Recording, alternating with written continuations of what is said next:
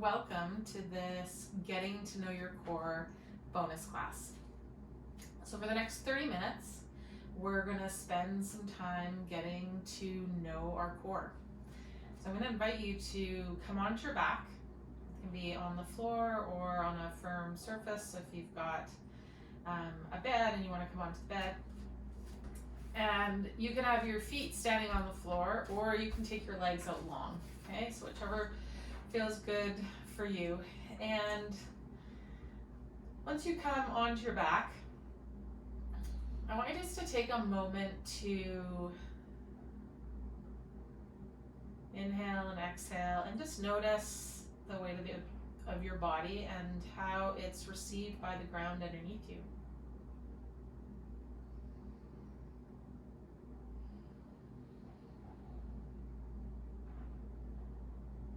Bring your attention down and into your right heel. Just notice where your right heel rests on the ground, where the toes point. And for the next few moments, well, actually the whole class really, we're going to practice being an observer. So we're going to notice when, as we observe something, we jump into focusing on it or fixing it or fussing with it. And you're simply going to relax, let it go, and come back to simply noting. Just noticing, practicing our skill of observation. Okay? We don't need to change it or make it any different. We're just going to notice what we notice. So moving up from that right heel to notice where the lower leg connects with the ground and the shape maybe that the lower leg makes on the floor as it rests there. Noticing if any of the thigh rests on the ground, the right buttock. And then you're going to bring your attention into the left heel and do the same thing. Simply noting where the left heel rests on the ground, the shape or impression made by the left calf, left thigh, left buttock, and half of the pelvis. Notice the entirety of the pelvis, the whole of the pelvis. Notice where your low back arch starts and where it ends, the height or depth of it. Kind of notice the weight of the back ribs, where you feel the back ribs in contact with the ground. Notice the right shoulder blade, arm, wrist, and hand. Kind of noticing that whole right shoulder, arm, and hand. And then noticing the left shoulder blade and where it rests on the ground, and the left arm, wrist, and hand. And again, anytime you noticing yourself focusing on fixing something you notice, fussing with it in some way, let it go, come back to being the observer. Notice the entirety of the shoulder complex, where the arch of your neck begins and ends, and just the impression of where the back of the skull rests on the floor.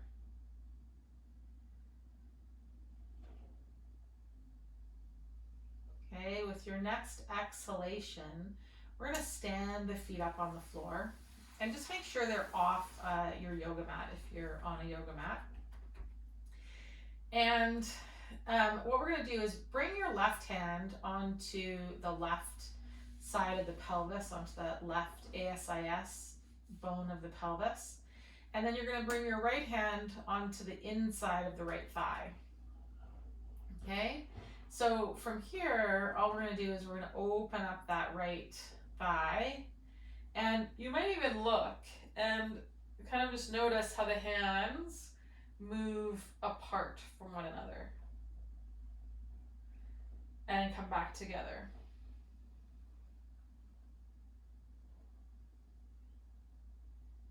And so just find that range where the hands can move apart from one another and come back together where it isn't that as I take the right leg out, the left hand goes with it. Okay, so the pelvis is staying here, and we're simply going to open up to whatever degree we can, come onto the outside edge of that right foot, and then roll back across the sole of the foot. If you want, you can prop your head so that you can kind of watch the change between your hands as the leg goes out and as the leg comes back in. And just kind of notice what your breath does. Okay? Feel again how I mentioned how the weight rolls to the outside edge of the foot, how it comes across the foot, and then you feel a connection through the inside edge of the foot. We're just going to do that one more time.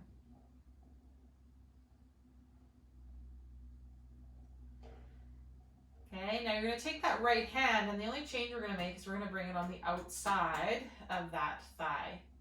And we're going to let the leg come into the hand. And again, notice how the hands move away from one another. The space between them changes as we take that leg out and as we bring it back up. So for some of us, we might notice that this hand on the outside of the thigh, it's easier to kind of feel that sense of space coming between the hands, and easier possibly to move the leg without the other leg moving the opposite direction simultaneously, or the pelvis changing position. So you're just going to do one more time.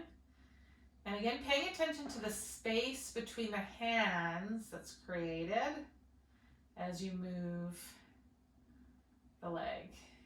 Okay, relax that. Before we do the other side, I'm going to give you a second to take the legs out long. And just take a second and again, notice what you notice, the difference between the left and the right halves of the body. Notice if your mind instantly jumps to making meaning of something that you noticed. And again, just bring it back to noticing what you notice. We're practicing that skill of observation here. So we're going to stand the feet back up. I'm just going to put a little blanket underneath my head so I can stay upright and watching my hands. Okay, so now I'm going to bring my right hand onto the right side of my pelvis, that ASIS bone. Okay, and my left hand onto the inner thigh. And again, I'm going to open it up and just notice if the right leg moves in opposition or if it stays still. Noticing what the pelvis does, and hopefully the sense of the hands moving away from one another and then towards one another. Right? And it can help to have a look so you can see visually that change. Again, feel what happens through the foot, how the weight goes to the outside edge and then comes to the inside edge. Just notice, we're just moving the leg out and in. So just notice, how much muscle kind of tension or reactivity kind of happens. Does your breath hold before you move the leg? Again, that might be interesting to note. This is like a low load activity here. Although for many of us, the nervous system might be sensing threat with that leg moving out. So it might actually, the brain might be perceiving it as a high threat activity. So that can be causing some of what you're noticing and some of your muscle tone possibly. So bring the hand to the outside of the thigh, and again, we're going to just take it out and bring it back up. And just notice how it is with the hand on the outside of the thigh, how the tone of the muscles kind of change. There might be a greater ease or a greater sense of feeling kind of this space between the hands as you just take the leg out and back up. And we're just going to do that one more time. Notice what happens with your breath. Notice if you gain any sort of excessive tension through the jaw or the eyes.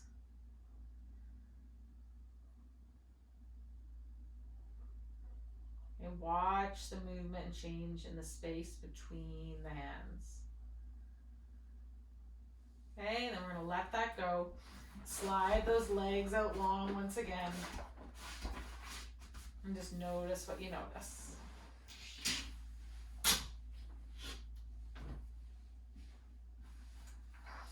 Between the left side and the right side, you might notice where your low back arch starts and ends now. It may have changed.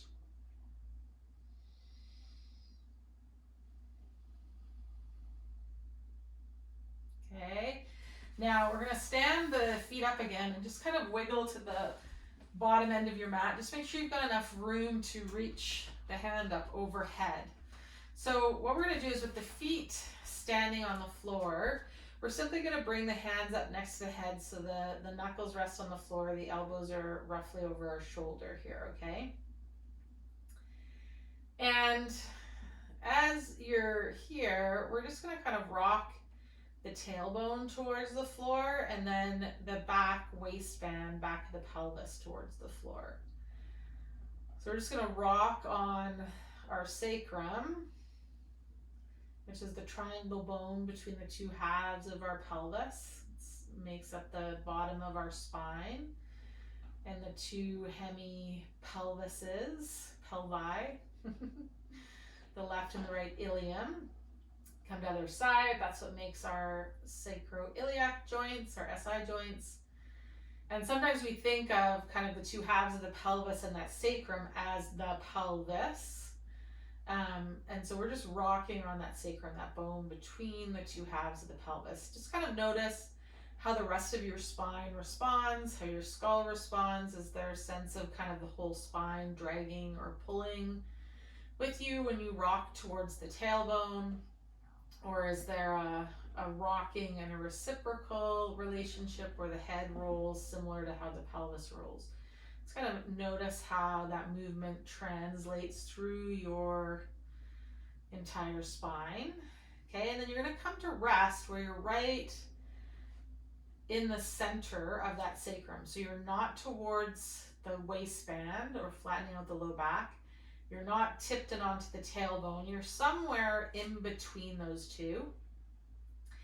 And another kind of measurement that you can sort of reference is if you kind of go from the pubic bone to the two front bones of the pelvis, the ASISs, those 3 points, if I put a triangle shaped platter on them, none of those points would be higher or lower than another. So there would be this flatness through that triangle at the front of the pelvis as well, okay? Now coming onto the center point of that sacrum and what's referred to as neutral spine, for some of us may not feel neutral at all. This might not be where we typically hang out. The tone and tension and elasticity or lack thereof of our tissues might have us more towards the waistband or more towards the tailbone. So you might notice that there's actually some muscle tonus that has to happen for you to be in neutral, and just kind of notice that. And then we're gonna bring the hands up next to the head again, keeping the pelvis where it is. What you're gonna do is release and kind of let there be weight through the knuckles of the right hand. And then you're simply going to reach and stretch that arm out overhead. And as you do, simultaneously, I'm hoping there's this sense of kind of heaviness through the back ribs. Okay, then you're gonna inhale, slide that back up, let there be weight through the knuckles of the right hand. And then you're gonna slide thumb side of the hand and just reach up alongside the ear, reaching it out long. Hopefully feeling some heaviness through the back ribs, but just noticing what you notice. You might notice that your spine extends and you actually come away from the ground. Okay, and then staying right on the center of that sacrum. One more time. Exhale, slide the arm up overhead, and let there be a heaviness through those back ribs. I fibbed, we're gonna do that one more time. So inhale here, exhale,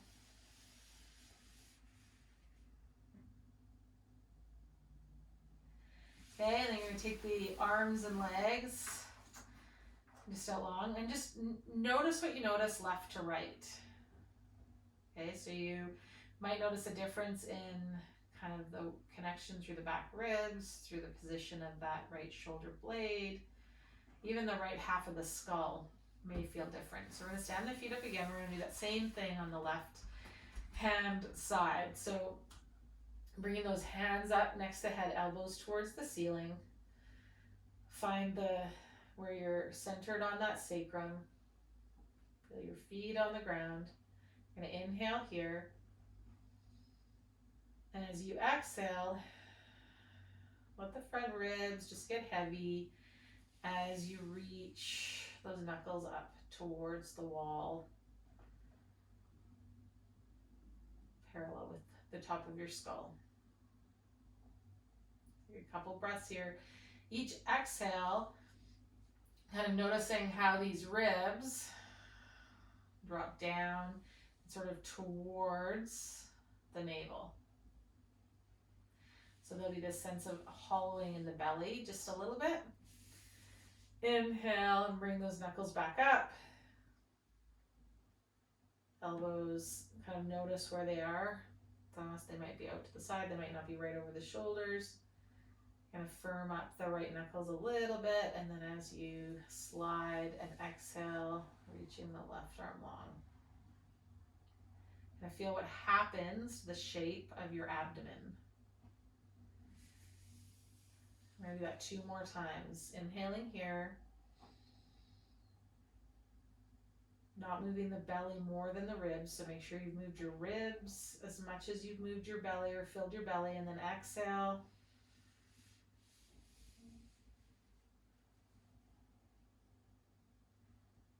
Notice the shape of your abdomen. Let the back ribs get heavy. Inhale here. One more time, exhale.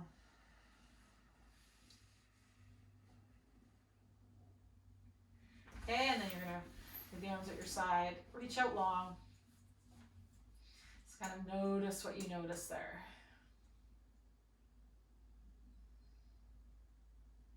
Okay, we're gonna make our way onto our side.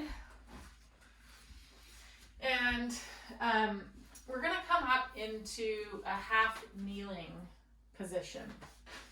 Okay, so I've got my right foot forward, my left knee underneath my hip. And the first thing I'm going to do in this half kneeling position is simply take my pelvis, and just like we did on the floor, I'm going to take the tail and kind of think happy tail, or wagging my tail up. And then I'm going to think about drawing the tail sort of forward in the direction of the front heel. And so I'm going to wag happy tail, sad tail, happy tail, sad tail. You might have this sense of happy tail kind of pressing forward with this foot on the ground without actually moving it. And sad tail, thinking when you tuck the tail under, thinking of pulling back with that whole sole of the foot. And as that tail comes under, we kind of think about pulling back with that front foot, we'll likely feel kind of this length come to the front of this hip. So you're going to keep that tension there, and then we're going to take the right hand and reach it across and just kind of grab our left buttock. Okay, we're going to reach our left fingertips forward, and then we're going to rotate, reaching the left fingertips forward to the right. Okay, keep kind of gently pulling that right heel back. You'll feel your left glute firm up as you do that underneath your right hand. And then we're going to untwist, and again reach those fingertips forward, rotating, getting a nice stretch through the front of that hip and into the internal and external obliques on the left-hand side. Feeling a nice contraction of them on the right. And then we're going to reach that hand up beside the head, untwist. Keep pulling with that right heel, And we're just going to reach overhead with that elbow. Still holding that left glute. Okay, then we're going to come all the way up. Switch sides, so we're going to come down onto that right knee. Step the left foot forward. Okay, again, once you get onto this side, and you're free to put something underneath your knee, or I've got my foot down in a plantar flex position, but you could have your toes tucked under. So if having the toes tucked under has you feel more connected or better balanced, you are free to do that. Okay, so from here, again, going to this happy tail kind of pelvis, and then drawing the tailbone under, feeling how that change in the pelvic position changes the front of this hip stuff. Again, this sense of kind of trying to slide that left foot forward. Feel how that takes you into this anterior pelvic tilt, and then kind of try to pull the whole sole of the foot back on your mat, and you'll feel how that will draw you under. So in this drawn under position, we're going to take that left hand, reach it around, and give our old right butt cheek a little squeeze here. Keep thinking about gently pulling back, reach that right arm up, and we're simply going to reach those fingertips forward, letting the ribs follow the scapula, turning us to the left. Untwist. One more time. Reach those fingertips forward. Let the ribs follow the scapula, drawing you around. Keep pulling that left heel back gently. Okay, lengthening the right internal and external oblique, shortening the left. Okay, we're going to bring that hand up and behind the head, unrotate, and now we're going to side bend. And as you side bend, think about pulling that front heel forward and trying to reach that right thigh back into your left hand. Feel your left glute or your right glute working. Okay, undo. Bring that hand down. We're just going to come onto our hands and our knees. So hands are roughly underneath our shoulders here. Okay, and all we're going to do is I want you to think about if you've ever in your life picked up a kitten by the scruff of the back of its neck. Okay, so when you come onto hands and knees, I want you to imagine somebody picking you up by the scruff of your neck. Okay, not to the point where you unweight your hands or anything off the ground, but just when you land on your hands and your knees, have the sense of somebody kind of lifting you up by the scruff of your neck. Okay, and just notice how that connects you through your arms and your legs, okay, differently than if you let go of that scruff of the neck idea and just land. Okay, so let someone kind of gently lift you up by the scruff of your neck. Be here. And what we're going to do is we're going to use our arms and we're going to kind of press us back towards our heels. And I want us to kind of move at the hip crease. So flexing at the front of the hip, bringing the front of the pelvis closer to the thigh bone, and then press through the tops of the feet and the shins to bring you back over top of the hands. Keep that sense of being lifted up by the scruff of your neck. Push back with the hands. Push forward gently through the tops of the feet and the shins. And again, we want to be moving at the hip joint. So if with my finger there, I can feel how the top of my pelvis comes around to pinch it as it moves towards my femur bone. Okay? So if you put your thumb in that hip crease, as you go back, you will squish your thumb, which is different than if I go back and I don't squish my thumb. Then I lengthen my low back rather than moving at that hip crease and lengthening the back of my hip socket, okay, where the leg and the pelvis meet. So we're going to do that 3 more times, moving back with a focus at that hip crease. Stay lifted through the nape of the neck. Push through gently the tops of the shins in the floor to move forward.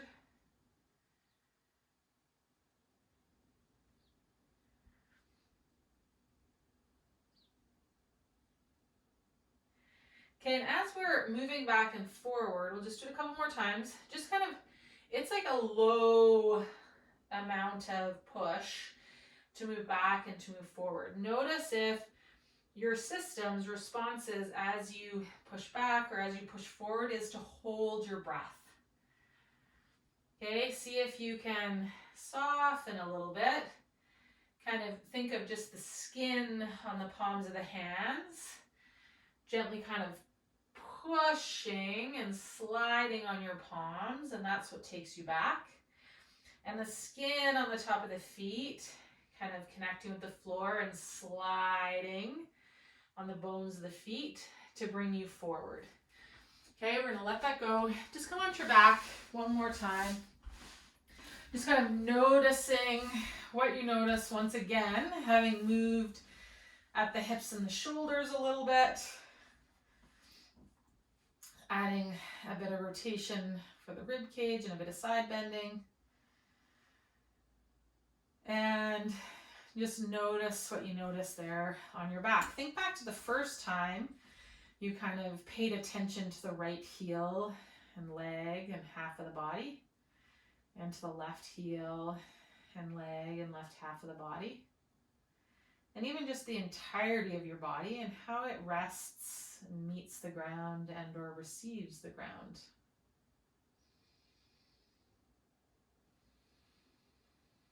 Okay, we're gonna stay on our back here for a second and stand the feet up. Now, have the feet on your mat, but have at least a foot to a foot and a half between the heel and the back of your pelvis, okay? And the reason for that is because I want us to kind of work some angles at the ankle and hip and knee in some really specific kind of length tension relationships here. Okay, so find the mound of the big toe, kind of stretch across to the mound of the pinky toe and feel the center of your heel. And I want you to start to kind of press the mound of the big toe and the pinky into the ground a little bit, just to the point where you feel your pelvis kind of maybe come into a bit of a sad tail position and get a little lighter on the ground, but it doesn't lift very much. And then feel the weight through the heels and lower the entirety of the weight of the pelvis onto the floor again. So we're going to do that one more time. Kind of feel the whole ball of the foot, that's referred to as our transverse arch, from the mound of the big toe to the pinky toe. And really connect through that and start to press it into the ground, as well as the heel, but a little lighter through the heel, and just kind of feel the direction of the pelvis and the weight of the pelvis, how it changes on the ground. Okay, let's just be here for a second. So again, notice if when you did that, like, was it sort of 90% effort and your breath held? See if you can kind of dial it back. Okay, so now what we're going to do is the pelvis is just slightly lifted. It's in a bit of that posterior pelvic tilt, but the change in the pelvis position happened in response to what happened through the legs. I didn't change the pelvis position and then engage and lift up. Okay, so just note that distinction and notice what happened in your body. Now, we're going to spread through the ball of that foot, really connect through it, and you're going to start to float or pull the heel away from the floor. Don't be alarmed if you feel your calves cramp or your hamstrings cramp. Okay. 4, 3, 2, and 1. You're going to lower the heel and lower the pelvis. Okay. So we're going to step the feet forward slightly. So you might be off your yoga mat now. Again, kind of feel across the front of the ball of the foot, feel your heel. You're going to start to reach from behind the knee down to the heel to press into the ground. And as you do simultaneously, kind of think from behind the knee pulling up to the pelvis, just to the degree that the pelvis is just hovering. You're feeling back of the leg stuff all really working. You're not feeling low back engaged to keep you lifted here. You'll feel your glutes turn on a bit. And we're just going to hang here for a second, kind of connect through the ball of that foot, and we're going to actively press down through the ball of the foot, float and lift the heel. Again, you might get a crazy calf cramp or a hamstring cramp. 4, 3, I'm not using my upper body to lift my hips at all. It's all being driven through my lower body. 2, and 1, lower the heel, lower the pelvis. Okay, I'm going to do that one more time at this length. So again, kind of connect through the tripod of the foot. Think of from behind the knee down to the heel, kind of reaching into the ground. And as you connect to the tripod of the foot, you're going to pull from behind the knee to the pelvis, just lifting the hips a little bit so you feel the drive of the back of the leg stuff. My back ribs are still on the mat. I'm not excessively using my upper body at all. My face is relaxed. I'm feeling this all through the back of my lower limb stuff. Okay, so you can stay here, or if you want, you're going to press through the ball of that foot, lift the heel. Hello, hamstrings. Okay, make sure you're still breathing. 4, 3, 2, and 1. And you're going to release that down. Take the legs out long. Okay. Just feeling how that feels through the pelvis, through the legs.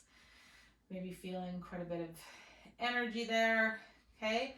We're going to move onto our side and come up to standing. Okay. So once up in standing, we're going to finish with just a super simple thing. Now we've got the back of the legs kind of woken up. What happens sometimes is we carry a lot of tension through our spine and through our torso.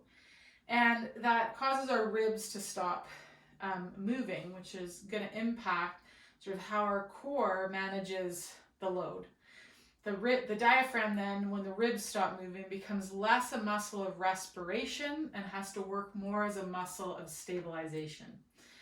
And we've got other stuff that stabilizes us, so we don't need our diaphragm and or our pelvic floor to do that work. So what I'm going to get you to do is just step the right foot forward to the left. Okay? And we're going to shift and kind of soften the knee a little bit, just so we feel a bit more weight in that front right foot. And I'm going to bring my hands up onto my rib cage, and I'm going to think about moving my rib cage, the center of it, kind of forward and over that front leg so that I feel even more work on that front leg, and I might start to feel how the heel gets a little bit lighter. Okay, so I'm feeling quite a bit of work through the front, mound of the big toe out to the pinky toe, and I can feel my heel get a little lighter. So once I've moved my rib cage forward and over to the right enough that I feel that happening, then I'm going to tuck my chin into my chest, and I'm going to reach down to the floor with my fingertips. Okay, keep the heel light. You're going to feel a ton of work similar to when we were on the ground doing those bridges through the back of that right leg stuff. Now keep the chin tucked, okay? And start to come up. Don't straighten the knee too soon. Keep the work through the back of the leg stuff. Again, you might feel calf cramping, foot cramping. And extend that hip. Bring the weight into that heel. So we're going to do that 2 more times. So we're going to take the rib cage. I'm going to move it forward and over so that I feel that right heel get a little lighter. Then I'm going to tuck the chin and reach the fingers to the floor, flexing through my spine, moving at my hip, my knee, loading up the back of that leg stuff, keeping my belly soft. Keep the chin tucked. Tuck that pelvis under. Use the leg, not the back, not the neck. You're going to feel all of that right back of the leg stuff like crazy. Extend at that hip. 1 more on this side. Okay, take that rib cage forward so that you feel that right heel get a little lighter. Pause there, you'll feel the soleus muscle really engaged. Bring the chin to the collarbones.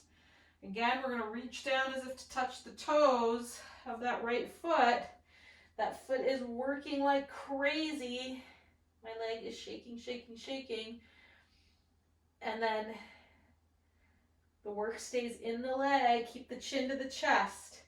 Don't lift up with your back muscles. Lift up with your leg muscles, keeping those ribs soft. Come to standing. Stand on both legs for a second. There's a pretty good chance that you'll feel different significantly right to left. You might feel more stacked on the right side, more grounded through the right leg, or something completely different than that. Okay, so now left side, we're going to step the left foot forward.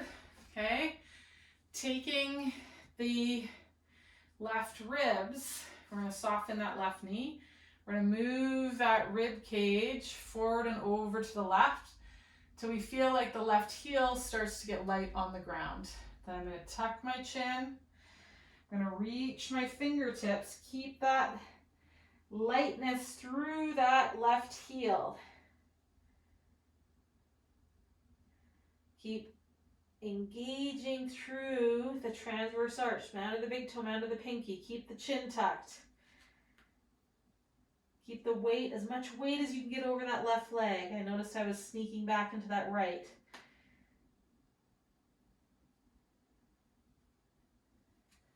Whew.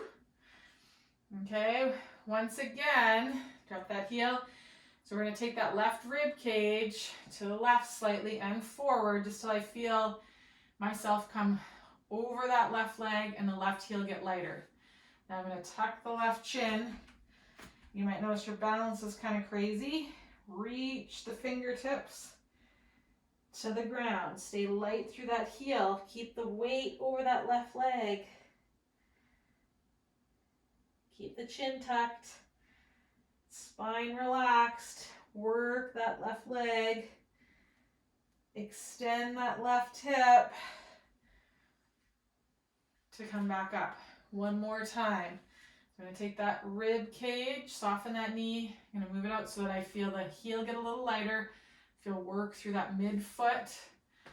Glutes on. Tuck the chin. Reach the fingertips. You could just go down to the depth of the knee. We don't have to go all the way to the ground. Feel the foot, the lower leg stuff, the back of the leg stuff, the butt stuff working. Bring yourself back up to standing. Keep the chin tucked. Woo! All that work down the back of that leg. Not in the low back, not in the neck. Come to standing. Notice how that feels in standing. And we're going to come down to the floor, onto the back 1 more time in that body scan position. And just notice what you notice here.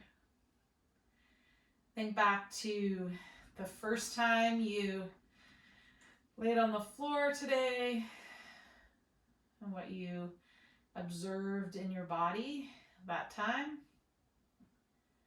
and what you're observing now.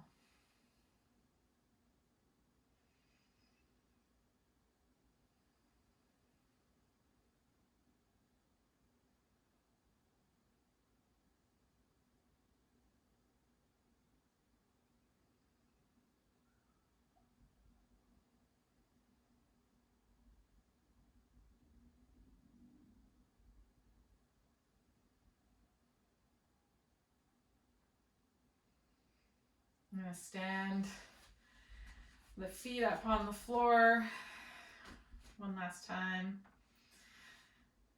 So you could, we're going to bring the knees to touch and step the feet out a little bit wider. If you wanted, you could put a blanket or a block between the thighs. So we're just bringing the legs into a little bit of internal rotation, resting the thighs on that blanket, the feet out a little bit wider than hip width but pointed forward, just in this constructive rest position.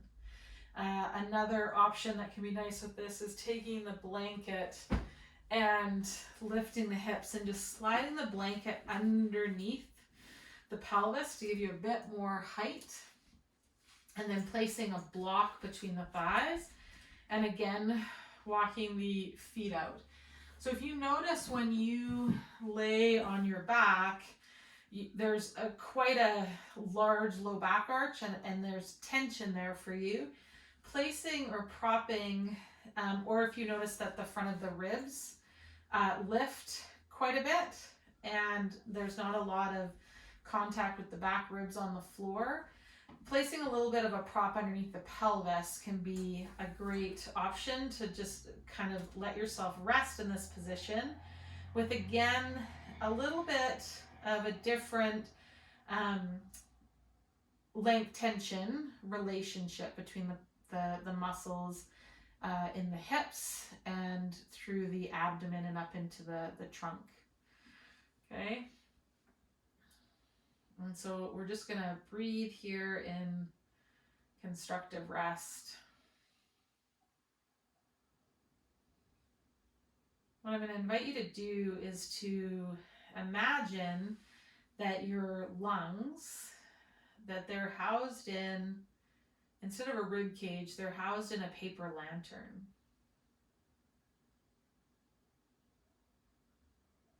And so I want you to just notice as you breathe in and out here for the next few moments that you feel yourself breathing and moving that paper lantern three-dimensionally, so top to bottom, left to right, front to back.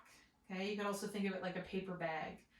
And when you blow into it or inhale and the lungs fill, that paper bag is moving three-dimensionally and circumferentially in all directions. So just breathe that paper lantern for the next 5 breaths. You're not making the breath any deeper, just the breath that is. Imagine that the rib cage is a paper bag or a paper lantern instead of a rib cage.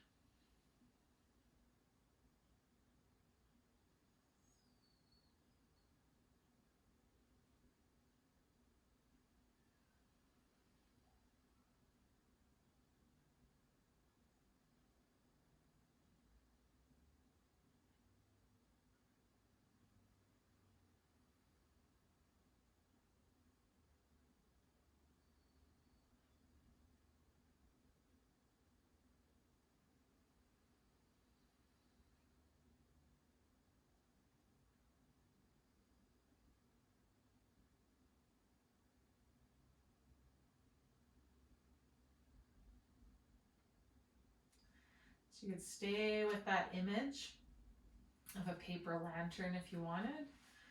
We're just going to take the block or the prop between the legs out and the prop between the pelvis out, or under the pelvis. If you do have that blanket handy, I like to just fold it and place it over top of the pelvis or over top of the rib cage, or connecting the two. So breastbone to pubic bone can be nice. And we're just going to rest here in Shavasana.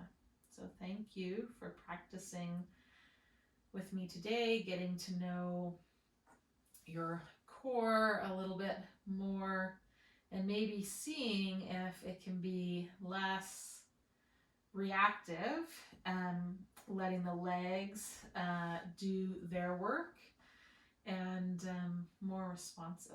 So feel free to rest here as long as you have time and space for. Bye for now.